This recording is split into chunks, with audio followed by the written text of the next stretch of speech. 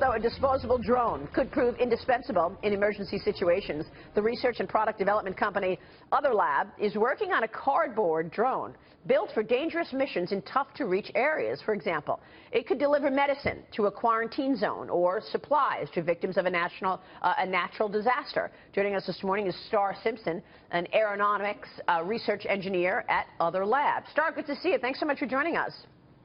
Good morning. Fascinating that something that's cardboard can be so important and effective. Tell us how these drones work. Yeah, we've designed a glider that's designed to be dropped from a cargo aircraft to deliver payloads to places that are hard to reach. And in terms of being cardboard, I mean, how do we know that it's not going to fall apart midair because it's just cardboard? Good question. The idea there is that you want something that's sturdy and robust while in flight, and the cardboard is a prototyping material that's a lot like the final material. Now, Robert Wolf, you have a drone company. Yeah, so listen, I love what you're doing. We obviously, I'm co-founder of Measure. It does stuff with Fox, so I have to always say that, I'm told. But we did actually a venture with the American Red Cross on using drones for disaster recovery. I love what you're doing. I know that in Africa right now, sub-Saharan Africa, they're using drones to give medical devices and blood and things like that. Are they using a cardboard drone? Like she said, this is just a prototype, and I think at the end of the day, during these tough terrains, you're going to see, I think, probably something a little more, maybe fiberglass or something that can be a little more sturdy and have a little payload. The idea that they're to disposable, that you literally can lose them and it doesn't matter. But you can do something so lightweight still. But Star, DARPA is funding the project, right? How closely do you work with the Department of Defense? DARPA has funded this project, that's right. They wanted something that would biodegrade and funded us to build that. And so what do you think you'll be attaching to it? Things like blood and different medical devices? What is your idea for it? Medicine? Absolutely. We see blood, medicine, vaccines, things that are urgently needed in places that are hard to reach, possibly also supplies like batteries being a useful payload to deliver. And how long do you think it can stay in flight? Because that's one of the problems with these small drones, is how long these batteries actually operate for. So what's the distance you think you'll try to go with these drones? That's right. Well, because of the aerodynamic nature of the wing we've designed, it's able to cover a distance of 55 miles when released from altitude. What about the time to actual deployment in the field? What are you looking at?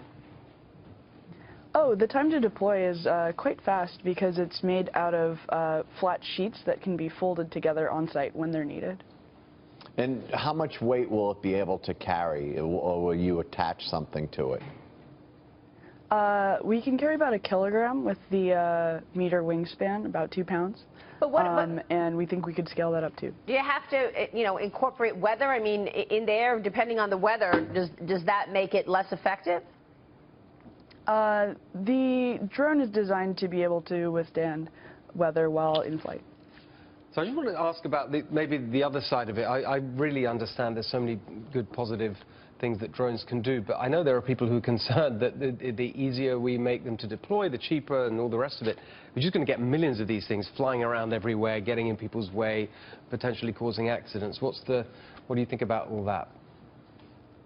I think that drone safety is an important concern, and I'm glad that people are discussing it.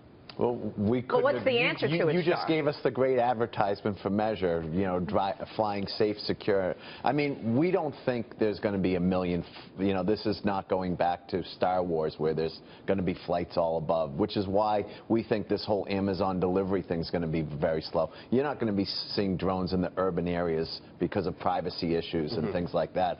Like you say, you look up and you see a drone and you can say, oh my God, what's that? Is that good for us, or is that safe, or is this something coming at us? So I think we are light years away from seeing it, fly around the city. It's true. I saw someone flying a personal drone over on the Hudson River, and it was flying up, and potentially looking into the windows of people's apartments. And they've got cameras on it. That's So right. That's the problem. As Maria knows, we did the only permitted flight in New York, and we had to go to Roosevelt Island. That was the only place in New York City that we could do it because of location to the airport and location to commercial commercial area.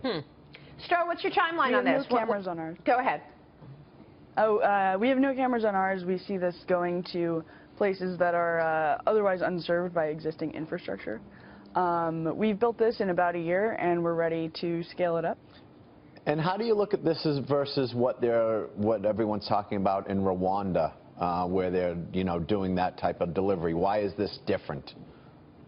This is different because it's not designed to be along a fixed route, say. This is for when you want to deliver to an area and you aren't able to necessarily send it back. All right, Star, good to have you on the program. We'll be watching the developments. Thanks so much. Fascinating. Star Simpson there.